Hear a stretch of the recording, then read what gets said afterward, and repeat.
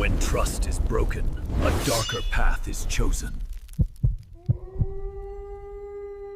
Hello everyone, welcome to What If Issei Was Betrayed and Became Koragg the Night Wolf movie. Before we start, please go support Soldier Cyber for writing that awesome fanfic. This is the translated version I made. There will be some mistaken character's gender, but of course Issei is a male. I am free. Bro. You may wonder who I am. Well, my name is Rias Gremory. Youngest daughter of the Gremory family and successor of the entire Gremory entourage, or was it like that at first? You may ask why I said that it was. Well, it's a story that you might like. 1 year ago at Kuo's school. In this story, Kuo's school is only for the supernatural. There were two brothers, Zach and Issei. The first was an arrogant, conceited man who kept the fame of others, while Issei was the opposite because he was kind, tender, attentive, willing to give his life for others. He was an angel who lived in hell. Well, because of Zach, who spread the rumor that Issei was a pervert, his life was torture.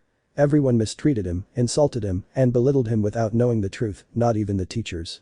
But when the two discovered the supernatural world, everything got worse. Zach always took the credit for all of Issei's tricks, even when he saved me from my arranged hunt. I believed Zach and left Issei aside. I don't understand how I could have been so blind. Zach was named the pillar of the factions, and he gave every girl Issei fell in love with a wedding ring and some sweet words that made us fall in love with him, more without knowing that Issei was the one who wrote those words. The girls and I saw Issei running out of the place in tears, and we just made fun of him, calling him weak, disgusting, and better off aborting him. It would have been better if I were the one who was aborted. But Issei's torment didn't end there because Zach gave us proof that accused Issei of being a traitor and of wanting to rebuild the Chaos Brigade, and we blindly believed him. You don't know how many nightmares my entourage and Issei had with his cries for mercy, begging for forgiveness for something he didn't do. But Zach said something that I agreed with at the time, but now I regret not having heard it. Zach. Don't kill him, he said, leaving everyone in shock, and a hopeful Issei death would be a sign of mercy. Isn't it better to let him live a suffering worse than death, he said, scaring Issei and getting a few laughs from the faction leaders and many hearts from Zach's wives. Hahaha, I propose leaving him locked up in Tartarus forever. He finished speaking, receiving kisses and congratulations for the idea. That day Issei was condemned to live for life in Tartarus, a place that is classified as the true hell. Half a year later, Zach revealed that he was the new leader of the Chaos Brigade, and Issei, the girls and I were devastated. Not only had the love of our lives used us, but we also condemned the true person who had loved us all his life. After that, it was also revealed that the rumors about Issei were false. Everyone at the academy regretted how they treated him, especially the girls from the fencing club. Whoever can remind me of the girls' names, thanks. We have been trying for days to get Issei out of Tartarus, but Zach took away our power to access Tartarus. But Hades, the god of the underworld, gave us the power to get him out, but on the condition that we take him to his castle. Normal. The faction leaders, the Gremory entourage and Issei's friends were in front of the gates of Tartarus. Serziches. I hope it works, he said with concern that it might not work. Michael. Putting his hand on his shoulder, don't worry Serzich, everything will be fine, just have faith, he said, walking a little to Serziches. Serziches.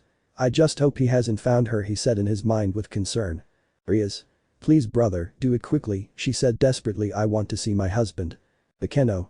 Ara, he's not only your husband, President, but mine as well. She said with jealousy. Kaneko. No, he's mine, she said, jealous and angry. Zenobia. He's mine and no one else's, she said coldly. Irina. I was his childhood friend, therefore he is mine, she said like the others. Asia.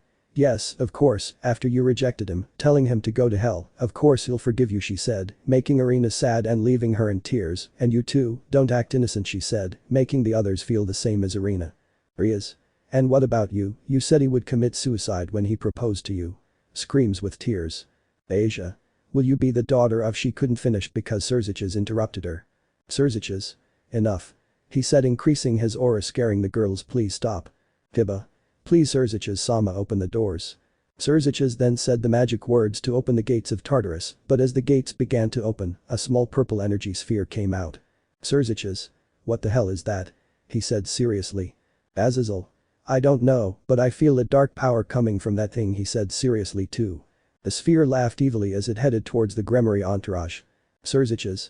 Sister, careful. Tiba. Previous. The girls quickly moved away while the sphere, upon touching the ground, caused a strong explosion that slightly damaged the girls. When the explosion stopped, they could see a person with purple armor and who had a shield in his left hand. Yes, after so many years, I'm finally free, he said, taking a step forward, scaring everyone. What do you want? Everyone was still, no one could move a muscle because of how scary that person was, until a guy a brave guy started talking to him. Sanji. Who are you? He said seriously. The person said nothing and just slowly approached them. Surziches. Don't take another step, you understand, he said seriously, ready to defend himself along with the others. The person ignored what the Siskin said and only advanced further, making everyone nervous. Surziches. You don't know who I am. Screamed, increasing his destructive aura. But the person didn't even flinch and kept moving forward, but this time he said something. Yes, I know who you are a traitor and a bastard without honor, he said with a cold voice that gave the Gremory a chill and angered the leaders. Zeus. Who do you think you are to talk to us like that? He said with thunder around him. Someone who is 1,000 times superior to you, he said, angering everyone greatly. Azazel. We will show you who is superior, attack. He shouted for everyone to give their most powerful attacks to the unknown person who only stopped, the impact was strong, causing a great explosion. Rias. No, you weren't a superior being, she said, mocking him, but she only shut up out of fear as she saw the person coming out of the dust without a scratch. I impossible, she said fearfully. Dust tickles, how weak, he said mockingly, so that he then took his sword out of the shield and pointed it directly at Zeus. You will be the first of my kill, he said coldly, causing Zeus to shit himself. Surziches. Over my dead body, he said to quickly go towards him and hit him directly in the face, but he didn't even flinch. I screwed up, right, he said with fear to only receive a nod from the person. Shit. The person just buried his sword straight into his stomach and then kicked him towards the Gremory entourage. The wound is not mortal, so save it, and as I said, Zeus will be the first victim of my sword, void sword, he said, making the leaders get scared because of the name that sword had. Haha, he laughed, putting his sword in front of his shield, making it open, showing a red sphere wolf attack, he said, so that many wolf spirits go to attack everyone except Zeus, making them separate from the aforementioned. Zeus was scared to death, the person was in front of him and said. Will you join the damned souls of my sword? He said to raise his sword and then decapitate Zeus. Pathetic, he said, only to see the others who were scared. I will let them live so they can warn the other gods. Tell them that Koragg the Wolf Knight will go for them and get what he wants. Michael. And what do you want? He said angrily and scared. Koragg put his sword back into his shield and said. Revenge. He said to make a magic circle under him and disappear. Unbeknownst to them, the factions unleashed evil upon their world that would consume the entire supernatural realm. Beginning of the massacre. After what happened with Zeus, the entire supernatural kingdom was altered, curfews were made throughout the kingdoms, there were elite guards watching every entrance and exit of the worlds, all the gods were under protection, especially the Greek gods, although as they are dioceses they said it was unnecessary, they believed that he was just an ordinary mortal, and that Zeus lost for being overconfident. They don't know what awaits them. But leaving that aside, now we find ourselves in a meeting with the faction leaders, the Gremory clan etc., who were discussing what had happened. Rias. Brother, how are you feeling? She said, worried about the wound Surziches had. Surziches. Yes, I'm fine, Rias, he said. She's not mortal, he said seriously, and then looked at Azazel. Do you think he found her? He asked, receiving a nod from him. Dark times await us, he said seriously, confusing some. Hibba. Excuse me if I interrupt you, but what are you talking about? Who found what? He said what everyone was asking. Surziches. Sighing, you see, there is a legend about a knight who was betrayed by his own kingdom, despised by all his people, even by his mother. The knight, blinded by hatred and anger, combined forbidden magics to make the magic of the void. Then the knight named himself Void Knight and destroyed his entire world until it became a wasteland of eternal darkness, he explained, causing chills to some years past, and the Mao Lucifer and the ancient Leaders decided to build the Tartar, also searched for the remains of Void Knight, but never found it until today, he said seriously. Sanji. He's saying that this Koragg guy found Void Knight's armor, he said, receiving a nod from the leaders. Azazel. Another thing, he said, capturing everyone's attention, never be exposed to the magic of the void. It is said that it can corrupt even the purest soul, or also increase a person's negative emotions such as hate. We see Koragg in a cave, sitting, with his sword in his hand. He just sighed, and then the sword began to shine, then everything around Koragg turned black, he just stood up and knelt, because in front of him was his master. Koragg. Sensei said to his teacher Spike, who was sitting on a black metal throne, without his helmet and having his fist holding his head. Spike. My student, what news do you bring from the realm of the living? He said seriously. Koragg. The factions are afraid and I will soon begin my attack, he proudly said his plan. Spike. You can't win on your own, you know, he said, thinking that arrogance had consumed him. Koragg.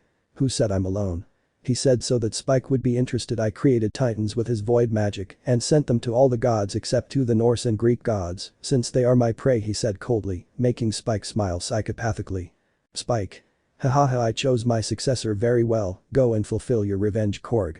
Koragg, that's what I'll do, sensei, he said, to stand up and then sit down again, undoing the metal connection and returning to the mortal world. It seems that I have more resentment towards them than towards you, Zack, he said, to turn around and see Zack chained to the wall without legs or fingers in his arms, with cuts everywhere and burned in his private part. Are you still alive? He said, touching him to see if he reacts. Zack just raised his head slowly, trying to say something, but he couldn't because his mouth was sewn by Koragg. Koragg. I would say it was an honor to fight with you, but my honor does not allow me to lie, he said, mocking him, angering him, but well, I have a lot to do, as they say out there, time is valuable, he said, lifting a bucket of gasoline and pouring all the liquid on his body. Don't worry, this is going to hurt you a lot, he said, taking out and lighting a lighter. Zack shook his head in a sign of mercy, but Koragg did not pay attention to him. Goodbye forever. Then he threw the lighter at him, setting him on fire. He could not stand the pain and opened his stitched mouth, causing a huge wound to his mouth. Zack HHHHA couldn't scream anymore because his life was over. Koragg. Really, this was the new Sekiryuutei, how disappointing, and what do you say, a red lizard said to the red dragon Drake, who was in his glove mode, who was behind him. Drake. Even though I hate him with all my soul, he said, referring to Zack. I won't thank you, you bucking bastard, he said furiously. Koragg. As if I cared about the grace of a future corpse, he said, approaching him. Drake. Yeah, sure, you wouldn't do it, you need me, he said confidently. Koragg. And in what way would I need you? I asked with grace. Drake. Only I, the great red emperor dragon, have the power to fight the dioceses. Without me alone you would die instantly, he said with arrogance to the clouds. Koragg was silent, but a few seconds later he burst out laughing. How much are you laughing? Damn crazy, he shouted furiously. Koragg. I already killed a silly lizard god, he said, to take the sphere out of the glove. Drake. What did you do? W recognizes Koragg's soul, leaving him in shock. Estu. Nu ispusis please, stutters from the shock. Koragg. He who lives without honor, said, starting to crush the sphere, causing many cracks. Drake. No, wait, please don't do it. He didn't finish speaking because Koragg crushed the sphere, killing the red dragon forever. Koragg. Die without honor, he said, to leave the cave. Well, behind him was the Chaos Brigade base, destroyed, with mutilated bodies everywhere. I hope you enjoyed this chapter, and I also want to thank you from the bottom of my heart for the support you gave to my other story. I love you all. I also want to ask you what the next story in this saga of stories, excuse the redundancy, will be, which I call the Dark Knight Saga. Choose between these two. Story 1. Save you will have bad luck, Lincoln as the dead Trihexa, the loud house. This is classic Lincoln, despised by bad luck, wants revenge, and he, along with 4 of his friends who did not betray him, will get it. Story 2. He was my love and you took him away from me, Ash betrayed, Pokemon. Classic Ash betrayed for being a loser, but be careful because here he dies, and a girl who was in love with him will avenge him with the powers of the Samurai Power Rangers. I leave it to your choice. Without further ado, see you another day, bye. Secrecy. We see Serziches, Azazel and Michael in a room together. Serziches and Michael were filing important documents while Azazel was drinking a bottle of beer until they were interrupted by a guard who entered the room in desperation. Guard. My lord, my lord, my lord, repeated tiredly. Serziches. What's wrong? He said, confused. Guard. Catching his breath, all the gods of the Kingdom of India were killed. Shouted, making Azazel spit out his beer, and the other 2 leaders were in shock. Azazel. Explain in detail everything that happened, save, he ordered the guard. Guard. We were informed that titans made of dark matter attacked the Indian pantheon. Shiva Sama and the other gods tried to fight them, but every time they destroyed one it was rebuilt. They finally fell before the titans, he explained, leaving the leaders more in shock. Serziches. Do you think he's behind this? He said seriously, referring to Koragg. Azazel. No doubt, I will have to return to Rome. If it happened to the Indian faction, then the same thing may happen to other factions, he said, seriously, receiving an acknowledgement from the 2, but they were interrupted by 2 other guards. Now what happened? He asked seriously. Guard 2. My lord, the kingdom of the gods of Egypt has fallen by the titans, he said, so that they were again in shock, and that Azazel, who had poured himself another glass of beer, would spit it out again, but the news did not end there. Guard 3. And the kingdom of the Aztec gods followed them. He said, so that they were in shock again, and Azazel spat out his beer again. Serziches. This is bad, this is very bad, bringing his hands to his head. Azazel. Yes, very bad, trying to pour another glass of beer, but he couldn't because he ran out and it gets worse every second, he said, wanting to cry. Michael. I'll have to go now, he said, making a magic circle and transporting himself to his faction. Serziches. I hope this ends, he said, but was shocked to see more desperate guards enter. Oh no, he said with fear. A week later. We are at Kuo's academy, more specifically at the academy's kendo club, where 6 girls were kneeling in a circle, Japanese style, and in front of each of them was a real katana. Curiously, they all had dark circles under their eyes and showed signs of not having eaten anything in days. Murayama. Are you ready? I asked everyone who just nodded. Finally, we will recover our honor, he said, so that everyone could take the katana that was in front of them. Hades. And we will do justice for a dishonorable act, she said, so that everyone closed their eyes. Then the girls directed the tip of the katana to his chest and then stabbed straight into his stomach. After a few seconds, they fell dead to the floor with only one thought in their minds. Forgive us, Issei. Koragg, who had gone to the academy to find the Gremory, witnessed everything and having a plan in mind raised his hand and made a magic circle appear like the ones he uses to transport himself and then recited a spell. Koragg. Ooh, the best, Darkliv said, so that the girls' bodies would turn dark. No jokes about this, okay? With their veins glowing a yellow color after finishing the spell, the girls woke up like the returnees of MK. Hades. What happened? She asked but was terrified when she saw the appearance of the girls and hers. Girls, what happened to us? She screamed, scared like the others. Murayama. I don't know what. She remained silent upon seeing the person in front of her. KKKKKKKOURRRAGGG, she stuttered in fear. When they saw Koragg had on, they all trembled with fear but were surprised to see that he made his shield disappear. Koragg. I didn't come for you because if I did I wouldn't have revived you, he declared, leaving them surprised. Hades. Why did you do that? I asked, confused. Koragg. Because I saw warriors from head to toe trying to recover their honor, he said, so that the girls would be in shock and then become sad. Murayama. What an honor, we have nothing like that since we heard Issei, she said with tears like the others. Koragg. Why do you blame yourselves if it wasn't you who was to blame for Issei's torment? He said, leaving the girls confused. Yui. What are you talking about? Asked one of the girls. Koragg. Who spread the rumors that Issei was a bad person? Akina. Zack, then the occult club, she said, answering another. Koragg. Exactly, they were the ones responsible for Issei's torment, he said to the girls, who only remained silent for a few seconds and then became filled with immense anger. Do you want to recover your honor? Kill those who caused Issei's misfortunes and thus avenge his death. Sanada. But how? Another one asked, confused. But in that instant they knew what Koragg wanted, so they just knelt before him and said at the same time. We are here to serve you, Lord Koragg. Surziches was sitting next to Yasaka, Auden, Michael, Hera and Azazel, planning his move against Koragg. Surziches. We are alone, concluded seriously. Yasaka. All the gods, from Bashamontan to Quetzalcoatl, were killed by Koragg, even mythological beings like Trentrin and Kaikaivilu died. Hera. But why did he attack all the other gods, but not us, she said, so that the other leaders would ask themselves the same question. Auden. Tavs nos este guardando para el final. Michael. But why? What do you gain from this massacre? He said, wondering about Koragg's motivations. Azazel. Did you forget? When we freed him, he told us he was seeking revenge. He said, pointing out the obvious. Yasaka. But whose? I asked. Hera. Well, who else? Those who imprisoned him in Tartarus, she said, thinking that was the reason for his revenge. Surziches. I was thinking what to say when the Gremory, Razor and Sora's entourage entered the meeting. What are you doing here, sister? Rias. Why did you call us brother? I asked, leaving the leaders confused. Surziches. What are you talking about, Rias? I didn't call them, he said seriously, leaving some confused and others serious. Razor. If you didn't call us, then who did? He asked, leaving everyone thoughtful. But everyone's thoughts were interrupted by a crashing sound. Everyone looked in the direction the sound was coming from and saw a guard lying on the floor with a large pool of blood around him. Azazel. What the hell? He got up from his seat in shock. He didn't stop there because all the guards fell dead to the ground while macabre women's laughter could be heard. The traitors searched for where the laughter was coming from, but they couldn't find the person. Surziches. Who are they? He asked angrily, but he didn't get any answer and the laughter continued. Hera.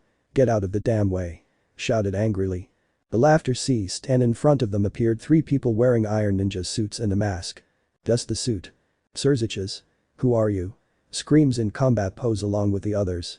We are just the entertainment of this meeting, Surziches-sama, he said, unsheathing 2 katanas that were on his back. Rias. Wait a second, I know that voice, Murayama. She said, surprised. Murayama. Ding ding ding, you got it right, bitch with period hair, he mocked, angering Rias. Arena. Wait, Yui. Sanada. My god, what happened to you, she said with fear because of her new appearance. Yui. He saved us and gave us a new purpose, she said, taking out 2 blades that extended like fans, revealing 2 more blades in each one, that is, some shurikens.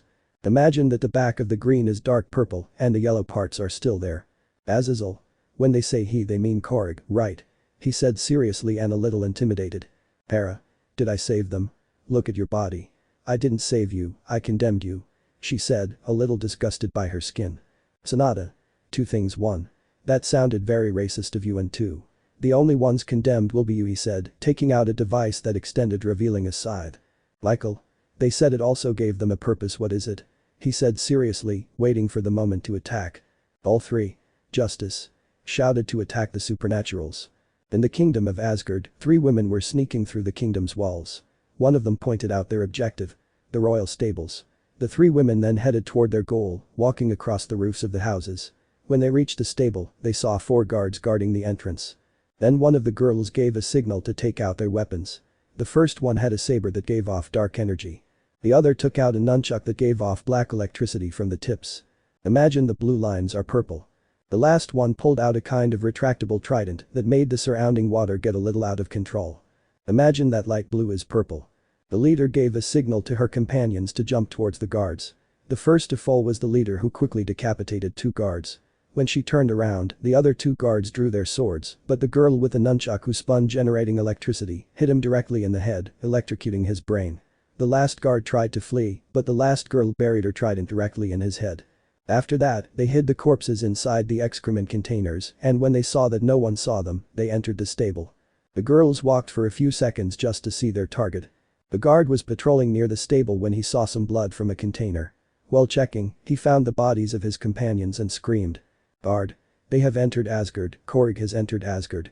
He shouted so loudly that he set off the alarms, and many guards arrived. There are dead soldiers here, form a perimeter, no one leaves this place, he said, so that the guards would do what he said.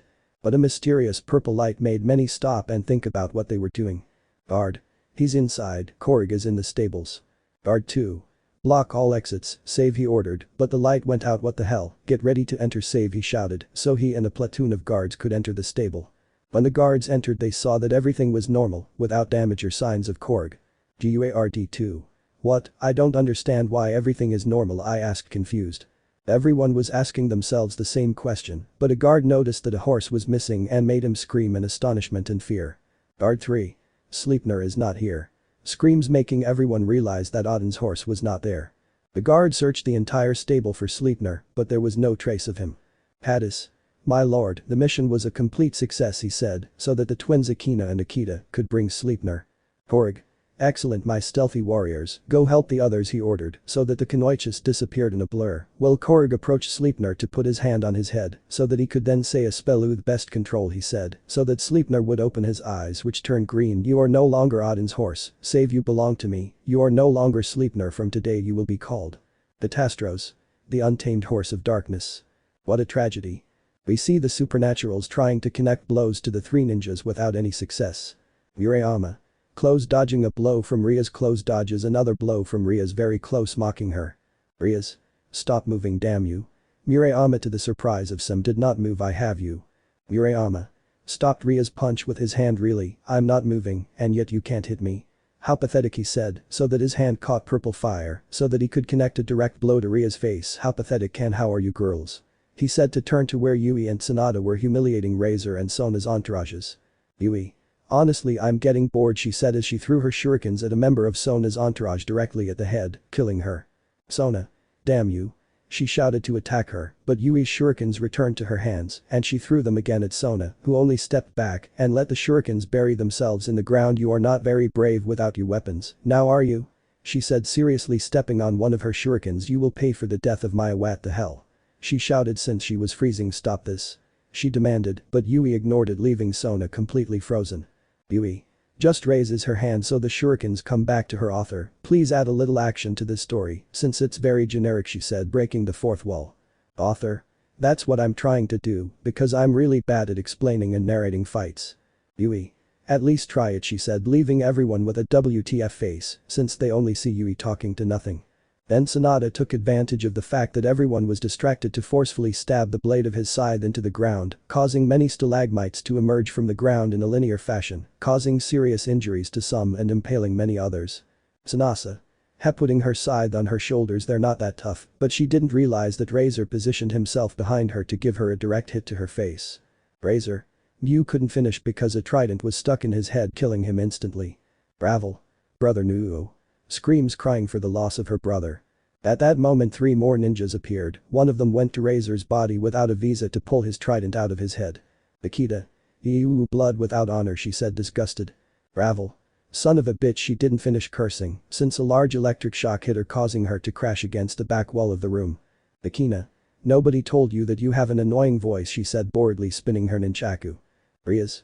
Akina, Akita, Caddis, you two, you are damn traitors. She said, launching a destructive attack. But they didn't even flinch, so Caddis created a large sphere of dark energy and then launched it. Both attacks collided, but Ria's attack was completely consumed by Caddis's, and Rias barely dodged it. Para. Puff, really, Gremory? That's what you call an attack, heh? This is a real attack, she said, launching a large beam of energy towards the girls, but Akita only hit the lower part of her trident on the floor, generating a water shield that repelled the attack. Akita. This is a real attack. Look at me. I'm the goddess whose brother cheats on her even with his children. She said, making fun of her, causing her friends to laugh. Surziches. Enough. He said, fed up with them. This ends at this instant, he said, so that his entire group gathered at his side, except for Azazel, who was behind Surzich's table being watched by Grafiya. Grafiya. Azazel-sama, what are you doing? She said, confused since Azazel was putting together Rubik's Cube. Is that a Rubik's Cube? Azazel. At first glance it may be, but it isn't. This is a time cube. This invention that you create is capable of stopping time. He said, surprising her. Grafiya. Then why don't you use it now? I ask, a little nervous since they were just about to start the battle. Azazel. For 2 reasons.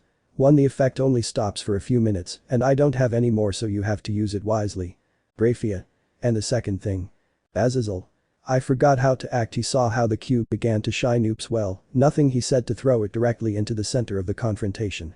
The cube fell in the middle of everyone. The 2 groups looked at each other until they heard the Addis and Murayama Surziches attack. Both groups were about to collide until the cube exploded, leaving everyone in a dome that stopped them in combat positions. For example. First, Sanada, who was floating in dust and debris of earth with his scythe held by the handle, looking back, looking at Hera, Yasaka, Sanji and Kiba. The farthest one was Murayama, who had her 2 katanas unsheathed, one above her head and the other on her shoulder, who was in front of Aden, Michael and some members of the Razor and Sona entourage. Then Akina, who had jumped while spinning one end of her nunchaku, generating electricity and also launching a large lightning bolt towards Akeno, Kuroka and Kaneko. Save Yui, who had thrown one of her shurikens, creating an ice path in the process. The shuriken was going straight towards Arena, Asia, Kunu, Rossweisse and Zenovia.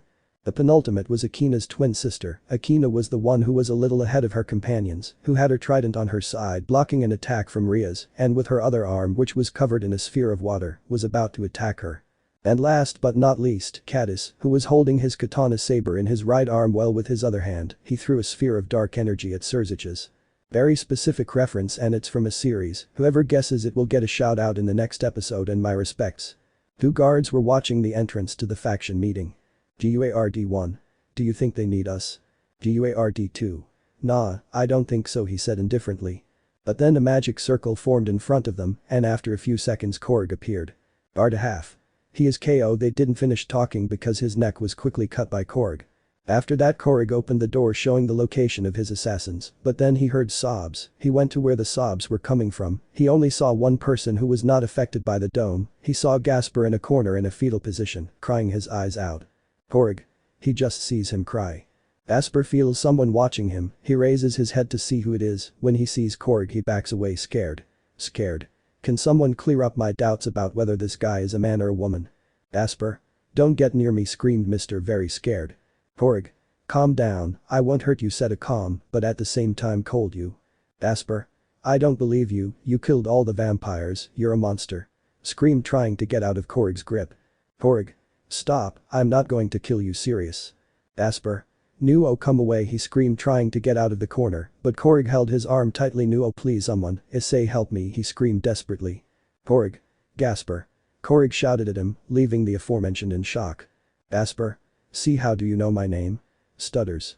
Koragg remained silent for a few seconds, then he just let go of Gasper's arm, directed his hands towards his helmet and then took it off, leaving Gasper in shock. Koragg then puts his hand on his neck, but before Gasper can react, Koragg breaks his neck. Koragg puts his helmet back on and carries Gasper's dead body on his shoulder. When the time dome was decided, the attacks of Koragg's ninja team hit all of their enemies. Koragg. Kenoichus, he said, calling their attention, bring them. I order, so that the girls quickly take the extra members of the Razor and Sona clans hostage, including Sona, Kunu, Sanji and Kiba. Surziches. What are you doing here? Referring to Koragg. Koragg. Take one more step and these people die, he said, referring to the hostages. Kunu. Millimeters me, she said with fear since Yui had her by the neck. Yasaka. Everything will be okay, daughter, everything will be okay, she said, trying to calm her down. Leave her alone, she's just a child, she has nothing to do with this. Yui. I think so, she said to slowly freeze her neck. He. Surziches. What do you want, he said furiously. Koragg. Kneel down, he said coldly. Before anyone could answer, Hera laughed at what Koragg said. Hera. Ha ha ha ha ha ha, do you really think I'll kneel before someone like you? Go to hell. Koragg said nothing. He turned to Tsunade and hugged her. She took the girls from the Razor clan, there were 5 of them, so that with her power on the earth, she could immobilize their feet. Then she generated 2 walls for each one, and they slowly compressed, until Tsunade joined her hands, making the walls crush the girls, leaving only 1 arm for each one. Many were left in shock, and others felt like vomiting at the cold and brutal manner in which the women were murdered. Koragg. Let's try one more time, kneel before me, he said even colder. Hera. Bucking bastard. Koragg. What a bad choice of words, said to see Murayama do it save. Murayama just smiled sadly and put Sona in front of her, then Murayama made a fireball and threw it directly at Sona's chest, making a hole that left her heart exposed. Then he took out his katana and cut Sona's head, revealing her brain. Koragg. There are 2, do you want more? Save if everyone wanted to vomit for what they witnessed, they didn't have time to talk since Koragg spoke. Koragg. Turns to Yui, kill her. Yasaka. Wait, Koragg gives a signal for Yui to stop, and Yasaka kneels before him, please don't kill my daughter, sobbing. After that everyone including Hera, reluctantly, knelt before Koragg. Yui just narrowed her eyes and launched a large blast of ice towards the supernaturals, which froze and took out an arm of Yasaka. Yasaka. A scream of pain. Koragg. I see Akina do it. Akina smiled sideways under her mask, leaving the girls of the Sona clan on the ground so that she could then touch the floor, generating a large amount of electricity, causing them to scream in pain and then die. Akina. Jira soon and Chako. Surziches. Battered tries to break the ice but wasn't strong enough. Kunu. Ma'am, I didn't finish speaking because Yui buried her fingers in her neck, killing her, making her blood fall on Yasaka's face, who was in shock. Yasaka. Kunu Nuo screams, crying. Yui just threw Kunu's body to the ground to remove the blood from her fingers, apparently she didn't care about her death. Yasaka. An immense anger grew in her being, then with her tearful eyes she said, I'll finish you off, I'll finish you, she shouted, breaking the ice that held her severed arm. The Kenoichus were surprised by the strength that Yasaka had, but Koragg only observed this silently, then gave a signal to Tsunade to pick up Kunu's body, and then gave a signal to Yui, who approached Yasaka. Yasaka. You're going to die from this, furious. Yui. Creates an ice stake and points it at Yasaka's head. You first. Yui. What a pity, she said mockingly. Yasaka dies, leaving everyone in shock. After that Koragg goes directly to Sanji and Kiba and says. Koragg.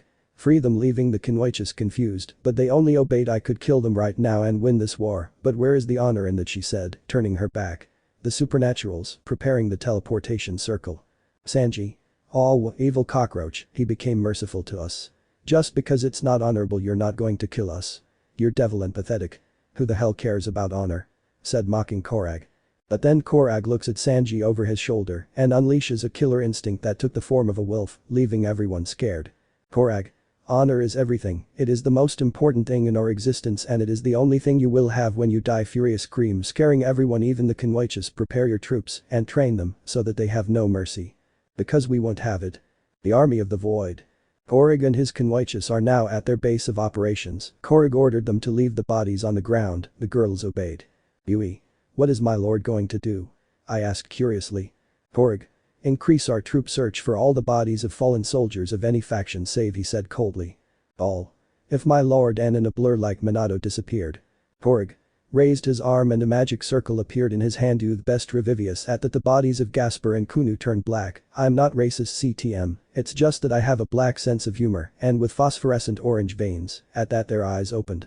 Gasper whui, dd du odo dundia istu, said stuttering in fear. Kunu. What, Gasper? She said with fear, but you died, what happened to you, she said, scared by his skin color. Oh shit, what a bad choice of words. Gasper. What happened to me? I screamed in fear and then looked at Kunu. You're also the same as me. I screamed in fear. Kunu it's true. Screamed seeing her hands. We are like the girls they were with. But before finishing she looked ahead and was in shock from fear. Koragg. Upon hearing the name Koragg, Gasper looked ahead seeing the mentioned, but instead of getting scared and running away he just hugged him. Kunu. Gasper, what the buck are you doing, you bucking faggot, he's a monster. She said angrily. But Gasper didn't pay any attention to him, he just kept hugging Koragg while sobbing, repeating sorry over and over again. Koragg.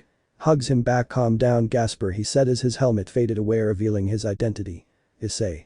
Kunu was in shock, the one in front of him, the monster that terrifies all supernaturals, the wolf knight of darkness, was Issei, the Sekiryuutei, the pillar of the factions. Issei looked the same, but with a scar that ran horizontally across his nose and his hair had some purple highlights. Kunu couldn't believe it. Then with tears in her eyes, she just rushed at him and hugged him too. Koragg. Issei. Don't worry, everything will be okay, he said with a small smile. Kunu. I'm sorry, she said sobbing. Koragg. Issei. They are not to blame for what happened to me, and if they were I don't hold any grudges against them, he said, increasing the strength of the hug. They were there in silence for a few minutes until Koragg. Issei got up. Koragg. Issei. Follow me children, he said walking to a large section of the cave. Tell me, do you know why I revived you? Serious? Gasper and Kunu. No, not really, they said while following him. Koragg. Issei. It's because I want them to be on my side in this war, he said putting his hands on a railing, which gave a view of a kind of hangar that on the right wall had thousands of armor and on the other side they had all kinds of weapons enchanted with void magic. Gasper? A war? He said a little nervously, but then he saw an armor with giant vampire wings. Kunu? Why? She said seeing an armor for a yokai. Koragg. Issei. It is for justice, justice for what they did to me, justice for the atrocities the gods did to us only because of their arrogance, justice for the supernaturals who think that humans are inferior beings. That is why I want to destroy this pathetic supernatural world, even if it costs my life. He said seriously putting his helmet back on. Kunu and Gasper remained silent for a few seconds until they both knelt before Koragg, who just smiled evilly inside his helmet.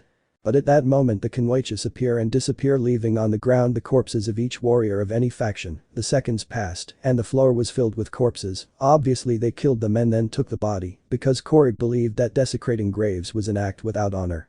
Koragg took his sword from his shield. After a few seconds the sword filled with energy on its edge and with a great movement a ray came out of the tip to impact the corpses who their better revives. At that the corpses began to rise as if they were returned, but these were different, their eyes were completely black and gave off a dark aura. Then the void soldiers began to put on their armor. After putting on their armor, the army took up weapons. Shields, swords, axes, scythes, spears, etc. Koragg put away her sword and looked to her side seeing Kunu and Gasper in their armor. Nod. Gasper, imagine she doesn't have boobs, okay. Since they told me she's a transvestite, I said to myself, bro, why don't you name her Natara because they're vampires, and then I said, what a good idea. Koragg just gave a small smile behind his mask, but then he heard a voice. Remember Koragg, you don't have to let your emotions make you weak. Koragg, don't worry master, I won't have mercy on them, much less on those bitches, he said in his mind. But what will happen if you lose, will you surrender or die in battle? Koragg, that won't happen, because I'm not going to fail master. Don't make me regret becoming my successor, Issei. Koragg, I will show him that he will not regret it, Master Void Knight. At that Koragg took out his sword and raised it to the sky, causing thunder to come out of it. Koragg. Tomorrow at first light, we will attack the factions, we will make them regret for betraying my Koragg. Scream heard by all. At that the soldiers, the convoiches, Kunu and Gasper, hit the ground with their feet. Koragg. They did it again, but this time with more force. Koragg. Again with much more force. Koragg. And again Koragg. Again Koragg. Koragg. Koragg. The war begins. It is not the sea. Nor is he someone silent. Is this reader? Who was trolled? The army of the factions made up of angels, Nordics, Greeks and demons marched towards the gates of Tartarus since their sources said that Koragg's forces were hiding there. Surziches? Are you ready? He asked his sister and his family who nodded. Venelana. We are ready, son, he said, unsheathing his sword. Surziches nodded, who along with his family and clans were in front of the entire demonic army. Hera, along with the other Greek gods, led her faction along with Cyclops, Centaurs, Medusas, and Spartans who struck the lower part of their spears with the ground. Odin and the other Norse gods were in front, leading thousands of Vikings from Valhalla, ready to die beside their gods. Michael along with Irina led the biblical faction with thousands of angels and fallen angels who flew thanks to their wings. All the armies stopped in front of a mountain. A few seconds passed when in a blur of time the Koragg Kanoichis appeared with new armor. Hahaha, the face next door, hahaha. They looked seriously at the army of the factions. At that Murayama and Kata snapped their fingers so that millions of magic circles appeared next to them on the ground, revealing their black knights. Murayama. Preparate to die factions. Shouted to all factions. Addis raised his katana sword, giving the signal at that millions of dark arrows flooded the sky. Surziches. Damn it, save shields. Ordered, creating magic shields followed by everyone. The other factions did the same, but when the arrows hit the shields they created explosions that disabled their shields, causing serious casualties to the factions, especially the biblical faction. At that point, footsteps begin to be heard, leaving the factions frightened and confused when suddenly, behind the Kanoichis, giants of great size appeared. That's what she said, hahaha, I feel alone, who intimidated everyone and caused a flashback of Vietnam to the Greek gods. Murayama and Katis. Charge. They shouted to the four winds, and so all the soldiers and giants rushed towards them. Faction leaders. Attack. They ordered, and so everyone goes to attack. The attacks impacted each other, thousands of corpses from both sides fell to the ground, although the greatest casualties were from the factions. The gods tried to repel both the soldiers and the giants, but this caused the loss of Hestia, Demeter, Balder, Tur among others. We see how the Gremory family repels the soldiers, even though they outnumbered them 100 to 1. Venelana. Blocks attacks with her magic and returns them, causing some casualties to the enemy. Zeoticus.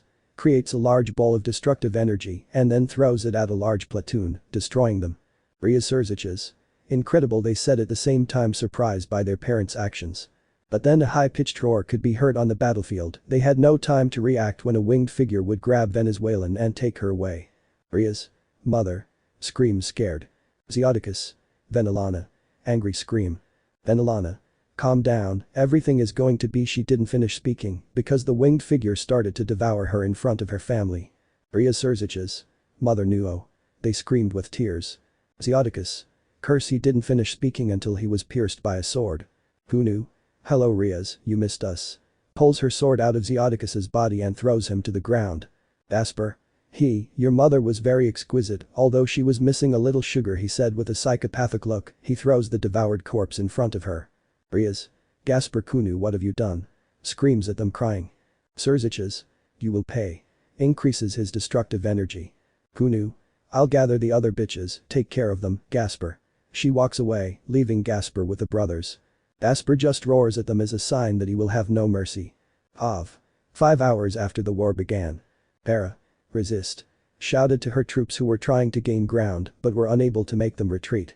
Hera was already desperate. She, along with Poseidon and Hades, were the last Greek gods left. Their troops were decimated every second, and they were not the only ones, since Odin and Thor, the latter of whom lost his left hand, are the survivors of the Nordic faction. Michael tried to help the wounded angels, as well as Azazel with the fallen, but these actions were in vain, and the worst thing is that Koragg was not on the battlefield.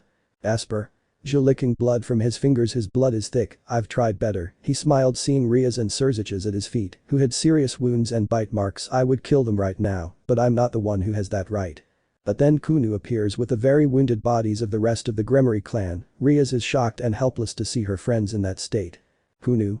They showed me a challenge, I must admit that, but at that moment she and Gasper dodged a blow from a person in black armor. Saji, what are you doing here? Saji. I'm here to help my friends with him, he said, so that Gasper was hit by the fist of Kiba's armor. Kiba. Prepare for the bore of your life, he said seriously with Saji at his side. At that statement, Gasper and Kunu just started laughing, making Saji and Kiba angry. Gasper. Please, really. Wipes a tear from his eye. Kunu. The only bore will be the one you will receive, but not from us, smiles evilly. Saji. Then who? Serious and ready to attack along with Kiba. From me, exclaimed Koragg, who teleported with a magic circle, appearing in front of them. Kiba. Koragg, you will pay for all the deaths you caused, increasing the size of his armor, being at the height of a titan. Saji, we can assure you of that, he exclaimed, having the same height as Kiba.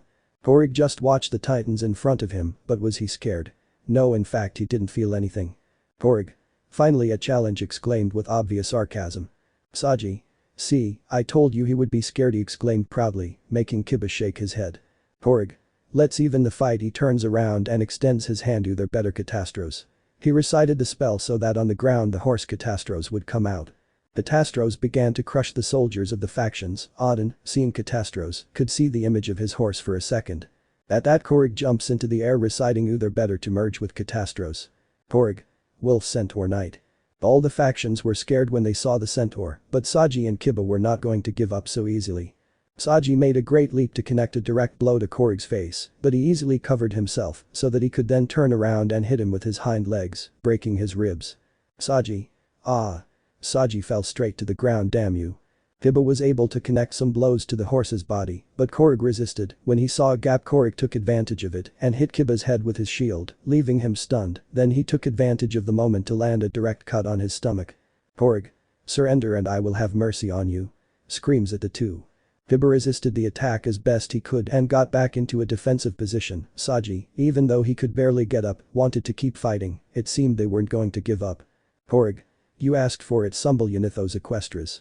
Screams for a dark light to emerge from him and causing it to temporarily blind everyone. Wolf Centaur Megazord. The end of an era. Everyone was silent as they couldn't utter a word because of the fear they had when they saw the enormous steel titan standing there without moving any part of his body until he said a word.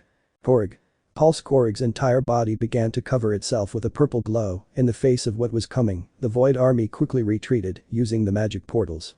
Surziches reacted in time and shouted, look for shelter, it's going to explode. Hugged his sister for protection. Upon hearing Mao Lucifer's scream, everyone protected themselves either by energy shields, steel shields or by the rubble that was on the ground. Saji and Kiba reacted in time to stand in front of Surziches and the Gremory entourage. Koragg. Of the void. As he said the last word of his spell, an explosion was generated causing the sky to open.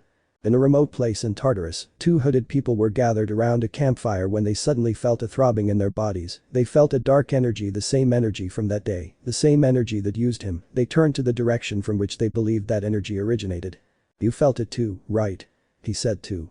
Yes, it's been many ages since I've perceived such dark magic since Niftashi covered her mouth, starting to cry. I just hugged tightly to comfort her, she always cried when it came to him. Tell me, do you think there's an opportunity now? She said with a little hope while crying on S shoulder. I don't know, sister, she said looking at the horizon. I don't know. When the explosion stopped, Sanji and Kiba got up with their armor destroyed, revealing Surziches, Rias and their entourage with serious but not fatal injuries, unfortunately. When they saw the battlefield, everything was destroyed with no signs of more survivors. Arena. My God, she said, covering her mouth with her hands and with tears in her eyes when she saw the charred corpses of the soldiers of each faction. The Keno. That explosion killed everyone, not even the gods could be saved, she said upon seeing the burned corpses of the Olympian and Nordic gods. Arena. Michael-sama. She screamed running to where he was, but only saw his charred corpse. No, sobbing no. She screamed hugging the corpse tightly. Zenobia. Hit the ground multiple times, with so much force that her hand started to bleed. Bastard, damn you Koragg. Angry and with some tears in her eyes. Asia. Not only did he destroy everyone, but also himself, she said, since Koragg was not inside of her and the others. Surziches. Seriously, while comforting Rias, who was crying on Koragg's shoulder for the loss of her parents. It's all over now, let's all go home. Everyone was about to leave in a magic circle, but they felt such a strong tremor that it left them on the ground when they looked in front of them. Their eyes couldn't believe it. He was there with some bruises, yes, but he still stood up. Koragg. Tickling exclaimed. Arena. This must be a nightmare, she said with total terror. Office. No, fell to his knees. I've had nightmares better than this, she said in shock. Koragg. Just saw them on the ground and just exclaimed, I'm surprised they're still alive. But weeds never die, he said with a very serious voice. Saji and Kiba clenched their fists tightly because of the helplessness they felt, and then a great anger grew inside them that gave them the power to stand up once more and stand in front of Koragg. Saji and Kiba. Enough of this shit, we will give an end to your damn existence. They both shouted at the same time. So that both of them charge all their power in their two fists. Emperor Dragon double strike. In that they gave him an uppercut all over his head that made a sign of light in the sky. When the light went out, Koragg could be seen with some wounds, leaving everyone's blood cold. He only dusted himself off before responding. Koragg. I admit it was a good hit, but the orb on his chest glowed. Now I'll give it back to you. With his sword in front of him, he formed a magic circle that gave off a lot of dark energy. That same energy was placed on the tip of his sword. Wolf Centaur cut. And then with his sword he made a large horizontal slash that hit Saji so hard that it destroyed his armor and separated his dragon, turning it into a crystal ball. Kiba. Saji. He was able to grab him in the air and left him on the ground. When he returned to concentrate on Koragg, you had the opportunity to attack me, but you didn't do it. Why? He said seriously. Koragg. There is no honor in that. He put his sword in front of him so that its edge is filled with dark energy void tornado. With that he threw a tornado at Kiba that left him equal or even worse than Saji. Oh my god, this story is more boring than hell, hahaha. I wanted to make an original story, but it just turned out to be another story where the main character is betrayed, becomes ultra op, takes revenge, happy ending. But oh well, even so I like my stories. The others went to help Saji and Kiba. Koragg only saw them as ants that he could easily crush, but he didn't. What he did do was deactivate his spell and return to normal. Koragg. It wouldn't be honorable to kill them like that, so I give them this advantage, exclaimed simply, but this took the Dragon Balls and destroyed them wouldn't make it very honorable. Saji and Kiba got up as best they could and saw Sekiryuutei, who just looked at Koragg head on with a serious look. Sekiryuutei. Rias, I want you and the girls to go to the castle, and now he stands in front of the girls. Rias. Pages, boo you are bro Arthur, she said with great fear. Sekiryuutei. I've never ordered you anything, but now will be an exception. Go to the castle and stay there. He helped Saji and Kiba get up, it's an order, seriously increasing his destructive aura. Rias, with tears in her eyes, activated a magic circle transporting her and her entourage to the Gremory castle. Koragg. That was honorable, I must admit, he said with his sword in his right hand and his shield in the other, just for that I will let them strike the first blow. Sekiryuutei put his arm in front of him and in his hand, he generated a sphere of destructive energy and just threw it, Saji as he could threw an energy slash with his sword and Kiba just shot a beam of energy at him. The attacks hit Koragg, which made him retreat a few steps, but only that since he had no damage to his armor. Koragg. Good hit, now it's my turn. He put his sword in front of his shield, which revealed a red orb that shone brightly. Feel the power of my master with his sword, which generated dark rays. He formed a circle dark magic cord. With his sword he made 2 cuts that impacted strongly, killing Saji and Kiba and leaving Sekiryuutei half dead. How I love that attack and the bucking Koragg, god, one of the best things about the Mystic Force. Sekiryuutei fell to the ground badly injured, he tried to crawl, but Koragg crushed his hand and that Murayama appeared. Murayama. My lord, the forces have successfully invaded Hell and are just minutes away from attacking the Gremory castle. Sekiryuutei was just shocked to hear that, he tried to articulate a sentence but couldn't. Koragg. Excellent attack the enemy forces without mercy, but leave the children unconscious, understood, not counting the children. Raises his sword, no survivors, stabs his sword into Sekiryuutei, killing him. The beginning of another. Rias and her entourage were transported to the center of the city. They were horrified to see that the city was being besieged by Koragg's forces. The civilians and the royal guards tried to defend themselves, but it was useless. The girls wanted to help, but it was not possible since they were very weak from the battle. Rias. Get to the castle quickly. She said to her friends, who ran and went straight into the castle. Quickly cover the door, she said, and everyone started to cover the door with objects ready. This will take a while. Bekeno. But what will we do now? Hell is under attack. Who says that Asgard and the Vatican aren't right now, she said with great concern. Zenobia. To the Dragon Kingdom maybe. She said, giving an option. Irina. Koragg killed Saji and Kiba's dragons, maybe Drag too, that's not an option either. Asia. Maybe to the human world, she said, using her magic to heal her companions. Office. I don't think so. After this, what do you think Koragg's next target will be?